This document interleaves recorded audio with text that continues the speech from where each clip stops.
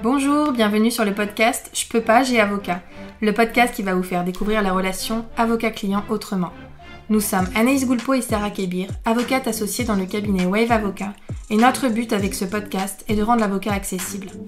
Ici, vous trouverez des discussions, des partages d'expériences, voire des confidences, mais aussi des réponses concrètes à vos questions juridiques dans nos domaines. Grâce à un langage adapté, des réponses claires et de la bonne humeur, nous espérons pouvoir répondre à vos questions et inquiétudes et peut-être vous donner une nouvelle vision de l'avocat. Bonjour à tous, aujourd'hui je vous retrouve pour parler du divorce, mais pas du divorce par consentement mutuel, sur lequel j'ai déjà fait un premier podcast, c'est Je peux pas, je divorce numéro 1, le divorce par consentement mutuel. Aujourd'hui on va parler du divorce judiciaire. Donc comment ça se passe ? En fait, il y a le divorce par consentement mutuel d'un côté, qui fait partie des divorces vraiment amiables, le plus amiable qui existe. Et ensuite, si on n'est pas d'accord sur tout, on bascule sur un divorce judiciaire, c'est-à-dire un divorce dans lequel on va avoir l'intervention d'un juge, un juge qui va vous divorcer. Donc il faut savoir que, contrairement au divorce par consentement mutuel où il y a une sorte de divorce, donc le consentement mutuel, dans les divorces judiciaires, il y a plusieurs cas de divorce. Donc avant qu'on aborde ces cas-là, je voudrais vraiment vous expliquer en fait la différence entre ce divorce judiciaire et ce divorce par consentement mutuel. Donc comme je l'ai dit il y a quelques minutes, la première différence, c'est que dans le divorce par consentement mutuel, comme vous le savez, on divorce par le biais d'une convention qui est rédigée par les avocats. On signe cette convention, les deux avocats et les deux clients, au même moment, donc tous les quatre. Et ensuite, cette convention, elle est enregistrée par un notaire. Donc, comme vous pourrez constater, il n'y a aucune intervention d'un juge dans le cadre du divorce par consentement mutuel. Et donc, bien entendu, dans le cadre du divorce judiciaire, à l'inverse, on va devant le juge et c'est lui qui va prononcer le divorce.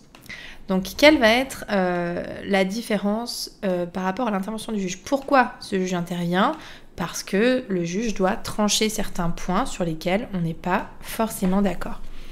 Donc là, de la même manière, le divorce par consentement mutuel, on doit être d'accord sur tout, mais dans les divorces judiciaires, on peut aussi être d'accord sur certains points.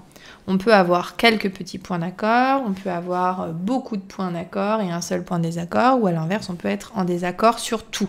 Voilà, c'est vraiment à géométrie variable, c'est selon le cas. Ce n'est pas parce qu'on passe en divorce judiciaire que tout c'est une question de désaccord, que ça va être une guerre sans merci. Non, pas forcément. C'est vraiment quand on a un seul point de désaccord, on ne peut pas être en consentement mutuel, donc il faut demander à un tiers de trancher, et ce tiers, c'est le juge. Donc forcément, dès lors qu'on bascule dans une procédure judiciaire, les délais notamment sont souvent, même tout le temps, plus longs, parce qu'on va respecter le délai de la justice, et non plus seulement le délai des avocats, des clients, du fait de devoir rassembler les documents. On rentre dans le système judiciaire. Donc il faut savoir qu'il y a eu une réforme de la procédure du divorce qui s'est appliquée cette année, notamment vraiment au 1er janvier 2021, il y a eu de nombreux changements. Je ne vais pas rentrer dans le détail de la procédure de divorce, je vais vous en décrire les quelques étapes, mais je ne vais pas rentrer dans le détail parce que c'est assez lourd et ça pourrait être mal compris. Le but là de ces podcasts, c'est vraiment que vous ayez des informations faciles, rapides, accessibles sur les grosses questions que vous pouvez vous poser et pas d'aller dans un détail très poussé par rapport à comment ça se passe procéduralement parlant. Donc ce qu'il faut savoir, c'est que dans le divorce judiciaire, la première étape va être donc de saisir le juge. On saisit le juge soit par le biais d'une assignation. Donc une assignation, c'est un acte qui est délivré par un huissier de justice, c'est-à-dire que l'avocat va rédiger l'assignation, qui sont en fait vos demandes, vos différentes demandes, et il va la transmettre à un huissier qui va la porter à la connaissance de votre époux ou de votre épouse. Donc c'est votre époux ou votre épouse va recevoir cette assignation d'huissier à son domicile pour prendre connaissance de vos demandes. Alors je ne l'ai pas précisé, mais bien entendu toujours la première étape, ça va être la prise de contact, comme je vous l'avais dit au niveau du divorce par consentement mutuel. Avant de délivrer une assignation, on essaye de voir si on ne peut pas déjà se mettre d'accord. Donc là, je pars de l'hypothèse qu'on sait qu'on a des désaccords, on en a conscience et donc on est obligé d'enclencher une procédure judiciaire. Donc on a cette assignation qui va être délivrée par huissier de justice et qui va reprendre les différentes demandes. Ça, c'est la première méthode. La seconde méthode, c'est la requête conjointe, c'est-à-dire que les deux époux saisissent le juge en disant on veut tous les deux divorcer et on vous demande de trancher nos désaccords. Là encore, je ne vais pas rentrer dans le détail, mais sachez qu'il existe ces deux moyens-là et plus souvent, c'est l'assignation qui va intervenir. Donc dans le cadre de cette assignation, on va faire un certain nombre de demandes. Il va y avoir à la fois des demandes qui peuvent concerner des mesures provisoires et à la fois des demandes qui vont concerner vraiment les mesures accessoires à votre divorce. Par rapport aux mesures provisoires, ça, ce qu'il faut savoir, c'est que le divorce, dans la mesure où ça va durer assez longtemps, en tout cas une période assez importante, on a besoin déjà que le juge tranche et se positionne sur un certain nombre de mesures qui vont s'appliquer aux époux pendant la procédure. Donc il va dire, pendant que vous êtes en train de divorcer, pendant toute cette procédure, voilà ce qui va s'appliquer entre vous provisoirement. Donc qu'est-ce que ça va concerner ces mesures provisoires? Ça va concerner si vous avez des enfants, les enfants, où est-ce qu'ils vivent, avec qui ils vivent, de quelle manière l'autre voit les enfants, est-ce qu'il y a une résidence alternée, une résidence principale, le domicile conjugal, qui va le conserver, qui va y rester, comment on s'organise, qui paye quoi au niveau du domicile conjugal. Ça va concerner les pensions alimentaires, donc je l'ai dit pour les enfants, mais ça peut aussi être une pension alimentaire éventuellement entre époux, qu'on appelle un devoir de secours. Donc ça va être une somme mensuelle qui va être due à votre époux dans le cadre de la procédure de divorce parce que vous avez une disparité de revenus, parce que vous avez des situations qui ne sont pas similaires. Par rapport au devoir de secours, là je vous renverrai vers des autres contenus qu'on peut faire à la fois sur notre chaîne YouTube. Donc on a une chaîne YouTube qui s'appelle Je peux pas, j'ai avocat également. Vous pouvez retrouver des vidéos sur des thèmes précis, juridiques, plus que ici dans ces podcasts où on aborde un peu d'autres types de questions. Et donc vous avez des éléments sur ce devoir de secours et sur toutes les petites mesures provisoires qui peuvent être prises. Donc je vous renvoie à cela. Comme autre mesure provisoire, on va voir qui peut jouir de telle ou telle chose, donc du domicile je l'ai dit, mais également par exemple des véhicules. C'est vraiment, il y a d'autres mesures, mais globalement c'est ces mesures-là, qu'est-ce qu'on va faire de manière provisoire. Ensuite, dans notre assignation de divorce, on va également demander plus des mesures qui sont accessoires, donc qu'est-ce qu'on demande au moment du prononcé du divorce? Est-ce qu'on demande une prestation compensatoire? Est-ce qu'on demande à conserver l'usage du nom marital ou à l'inverse de ne pas le conserver? On va faire vraiment des demandes pour des choses qui s'appliqueront plus tard. Donc par rapport à ça, je voudrais aussi faire une parenthèse. Dans le divorce judiciaire, contrairement au divorce par consentement mutuel, la question de la liquidation du régime matrimonial n'intervient que dans un second temps. C'est-à-dire que dans le divorce par consentement mutuel, on a besoin d'être d'accord sur tout, c'est-à-dire les mesures qui nous concernent, mais également la liquidation de notre régime matrimonial. Quand on a fait un divorce par consentement mutuel, on se quitte, on a signé notre convention, c'est fini, on reste éventuellement parents si on a des enfants et donc on a des liens ensemble, mais pour tout ce qui concerne nos relations entre époux, c'est clôturé, c'est fini. Dans un divorce judiciaire, il y a deux phases. La première phase qui concerne vraiment les mesures du divorce et la seconde phase qui va concerner la liquidation du régime matrimonial. Soit elle se fera de manière judiciaire, soit elle se fera de manière amiable. Donc c'est séparé. Le juge du divorce n'intervient pas sur les questions de liquidation. En tout cas, il ne va pas liquider le régime matrimonial. Là encore, je mets des bémols parce qu'il y a des choses qui sont possibles de faire, des accords, des conventions qu'on peut faire homologuer par le juge en cours de procédure, mais je vous parle des cas les plus traditionnels, sachant que de toute façon, dans le cadre de votre divorce, vous devez être accompagné par un avocat qui va vous accompagner, vous expliquer tous ces éléments-là, et donc il pourra voir avec vous ce qu'il est possible de faire au fur et à mesure. Donc là, voilà, vraiment, il faut considérer que ce podcast, c'est pour vous donner des clés. Je ne vais pas vous évoquer tous les cas possibles, et notamment les choses qui sont un peu plus à la marge. Donc par rapport à ça, une fois que on a fait cette assignation en divorce, soit on a des mesures provisoires, comme je l'ai dit, à faire valoir. Dans ces cas-là, on va avoir une audience qui va concerner ces mesures provisoires, où le juge va déterminer à ce moment-là quelles sont-elles. Si on n'a éventuellement pas de mesures provisoires, ce qui peut arriver, parfois il y a certaines situations qui ne nécessitent pas de prendre des mesures provisoires. On n'a pas d'enfant, on n'a pas de domicile conjugal puisqu'on est déjà tous les deux partis, par exemple, d'un logement en location. Dans ces cas-là, on peut dire au juge, en fait, non, il n'y aura pas de mesures provisoires, donc directement, on passe vraiment aux mesures accessoires et on saute cette étape des mesures provisoires. Donc ça, ensuite, une fois qu'on est dans ce cadre-là, on va avoir un échange de conclusions et d'écriture entre les deux avocats. Celui qui a fait l'assignation va avoir la réponse de la partie adverse et ça va être un espèce de jeu de ping-pong. Je te réponds, tu me réponds, je te réponds, tu me réponds, jusqu'à ce qu'on ait tous dit tout ce qu'on voulait dire, répondu à tout ce à quoi on voulait répondre. Voilà, c'est vraiment un échange pour pouvoir arriver à un moment devant le juge en lui disant ça y est, on a donné tous les éléments qu'on voulait donner, on a dit tout ce qu'on voulait dire. Aujourd'hui, maintenant, on voudrait vraiment que vous prononciez sur nos désaccords et que vous prononciez notre divorce. Et donc après, on arrive au jugement de divorce. Une fois qu'il y a le jugement de divorce, il y a éventuellement des recours qui sont possibles, mais là encore, je ne veux pas rentrer dans le détail. Ici, je veux vraiment juste vous éclairer sur le divorce judiciaire au sens très large. Une fois que je vous ai expliqué brièvement cette procédure, il faut savoir qu'il existe plusieurs types de divorce. Donc, il y a 3 types de divorce. Le premier et le plus conflictuel, celui par lequel je vais commencer, c'est le divorce pour faute.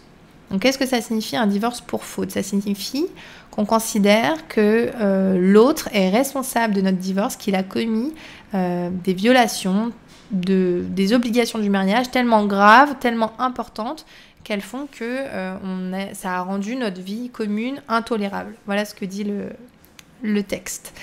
En gros, il y en a un qui a commis des fautes et l'autre considère que c'est du fait de ces fautes que le divorce doit être prononcé et il peut éventuellement vouloir faire des demandes à ce titre pour son divorce pour faute. C'est un divorce qui est donc très conflictuel puisque chacun l'un doit prouver quelles sont les fautes, s'en expliquer, donner des éléments de preuve, donc c'est assez lourd. Et à l'inverse, celui qui est la partie adverse doit se justifier ou éventuellement dire qu'il y a également des fautes de l'autre côté ou pas. Mais en tout cas, voilà, c'est un divorce qui va nécessiter qu'on se justifie l'un et l'autre sur la cause du divorce. On sait pourquoi on a divorcé et surtout les fautes et pourquoi il y a eu ces fautes, la preuve, etc. Donc c'est un divorce assez lourd. Aujourd'hui, il est beaucoup, beaucoup moins utilisé qu'auparavant. Là encore, on a des éléments aussi sur notre chaîne YouTube. Je vous renvoie donc au divorce pour faute où je donne mon point de vue sur cette question-là, puisque pour moi, ce divorce doit vraiment rester à la marge. Mais en tout cas, il existe et donc c'est une des possibilités de divorce. Ce qu'il faut savoir par rapport à ça, c'est que lorsqu'on divorce, si par exemple vous avez en tête un divorce pour faute, le juge ne sera pas informé immédiatement de cela. C'est-à-dire qu'on va avoir notre assignation et dans notre assignation, on ne va pas indiquer qu'on divorce pour faute. Voilà, on l'indiquera que plus tard. Ça, c'est parce que la loi prévoit qu'on ne donne pas la cause du divorce au niveau, notamment au stade des mesures provisoires. Donc il y a ce premier divorce pour faute. On a également le divorce pour altération définitive du lien conjugal. Alors qu'est-ce que ça signifie ? En gros, c'est un divorce qui va acter d'une période de séparation. Et c'est cette période de séparation qui va vous permettre de dire maintenant on est séparés depuis X temps, donc voilà, je demande le divorce sur ce fondement-là, sur le fait qu'on est séparés. Aujourd'hui, ce délai, il est à 1 an. Donc, soit au moment où vous assignez un divorce, ça fait déjà 1 an que vous êtes séparés. Dans ce cas, vous pouvez dire directement au juge, voilà, je veux divorcer sur ce fondement-là, ça fait déjà 1 an qu'on est séparés et vous suivrez toute la procédure que j'ai dit tout à l'heure. Soit il n'y a pas encore ce délai d'1 an. Par exemple, vous habitez ensemble, mais vous ne voulez pas partir sur un divorce pour faute parce qu'absolument rien ne le justifie. Et donc, vous vous dites, on va attendre ce délai de séparation de 1 an et ensuite on divorce. Donc, on commence l'assignation, on n'a pas besoin de dire pourquoi on divorce et ensuite le juge ne prononcera le divorce sur ce fondement-là qu'au moment où ça fera déjà 1 an que vous êtes séparés. Donc c'est un divorce en fait où la cause du divorce c'est ça, c'est cette période de séparation. Et ensuite on va demander au juge de trancher sur les conséquences de notre divorce, les mesures provisoires et puis les conséquences plus pérennes de notre divorce, de nous demander de nous divorcer sur ce fondement-là, sur le fondement de l'altération définitive du lien conjugal. Et enfin, le dernier type de divorce, c'est le divorce que j'appelle accepté, enfin que beaucoup appellent comme ça. Ce sera plus simple pour moi de vous donner ce nom assez court. En gros, les 2 époux sont d'accord pour divorcer. Ils sont d'accord sur le principe de divorcer. Ils disent oui, moi je veux divorcer, toi tu veux divorcer, on est ok sur le fait de divorcer. Par contre, on n'arrive pas à se mettre d'accord sur les conséquences, ou en tout cas sur une partie des conséquences du divorce.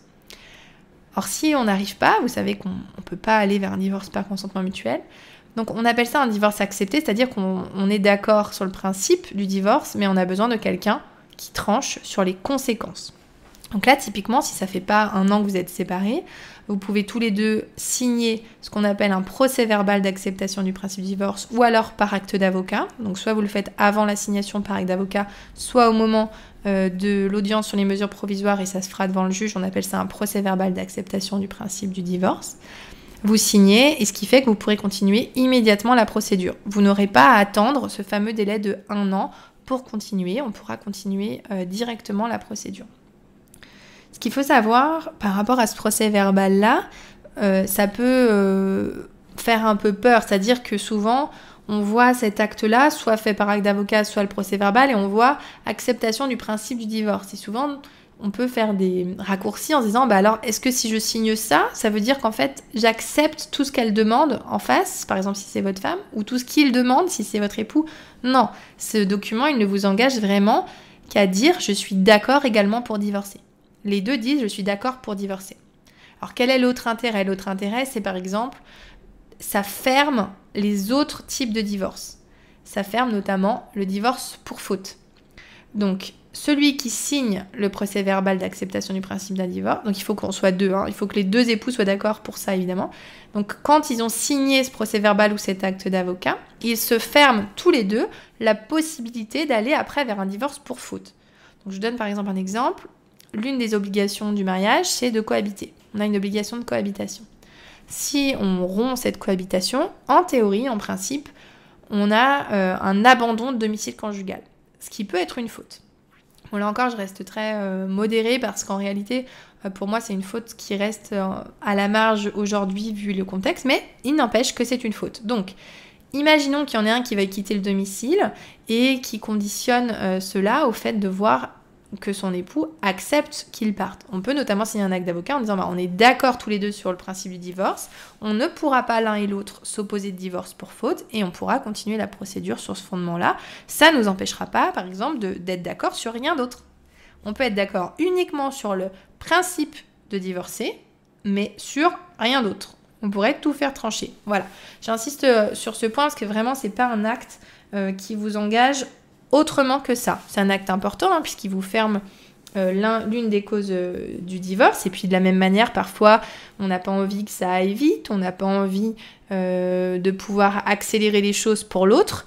On a envie de se laisser l'opportunité de prendre le temps, de décider ce qui sera le mieux pour nous. Dans ces cas-là, il vaut mieux ne pas signer cet acte. Mais là encore, je vous renvoie au conseil de votre avocat, de celui qui va vous accompagner dans cette procédure et pouvoir vraiment vous éclairer à chaque phase et vous dire ce qui est le mieux pour vous.